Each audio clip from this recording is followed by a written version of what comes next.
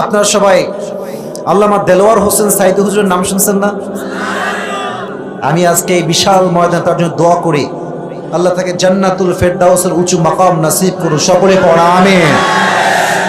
সেই দিন ওনার একটা ওয়াজ আমার সামনে আসলো নামাজকে নিয়ে, লেখা ছিল নামাজের গুরুত্ব।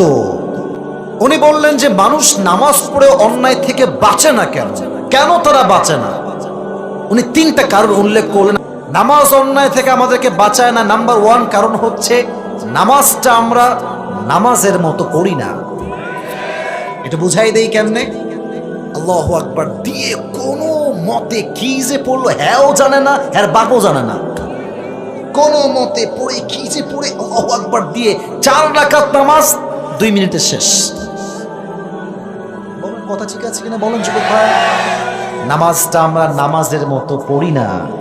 2, and we don't know about the meaning what we are reciting in salah. নামাজে আমরা কি তেলাওয়াত করছি এটা আমরা জানি না। এখানে হাজার হাজার যুবক আছে, যদি আমি হাত তুলতে বলি যে কোন যুবকটা সূরা ফাতিহার অর্থ শুরু থেকে নিয়ে শেষ পর্যন্ত বলতে পারবে, 90% যুবকই হার মানবে। ঠিক কিনা বলো? আবার আমরা দিচ্ছি আল্লাহু আকবার, রুকুতে গেলাম, রুকুতে গিয়ে আমরা সবাই পড়ি সুবহান রাব্বিয়াল। এবার জন্য আমরা রুকুতে উঠলাম, আমরা কি বলে উঠি? সামি আল্লাহু লিমান হামিদা। সামি আল্লাহু লিমান হামিদা কয়জন আছে বলতে পারবে? হ্যাঁ, কয়জন আছে? আমি জানি আছে কয়েকজন।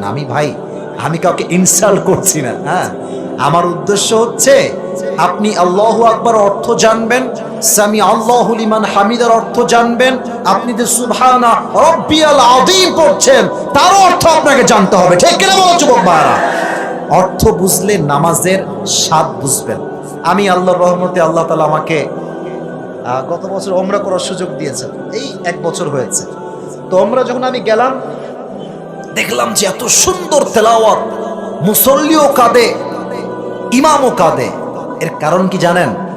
যে মুসল্লিরা কাঁদছে তারাও আরবি ভাষা বোঝে, আর যে ইমাম পড়ছে সেও আরবি ভাষা জানে। ঠিক কিনা বলো যুবক ভাইরা? অর্থ বুঝলে স্বাদই থাকে আলাদা। এজন্য আমরা অর্থ বুঝে বুঝে পড়বো। রাজি আছেন তো ইনশাআল্লাহ? বলেন ইনশাআল্লাহ, বলেন ইনশাআল্লাহ। 3 নাম্বার কারণ, নামাজে আমাদের মনোযোগ থাকে না, এই জন্য নামাজ দিয়ে কোনো ফায়দা হয় না। আল্লাহ আমাদের সবাইকে নামাজটা ধীরে সুস্থে পাশাপাশি অর্থ বুঝে পড়ার তৌফিক দান করুন। সকলে পড়া আমিন।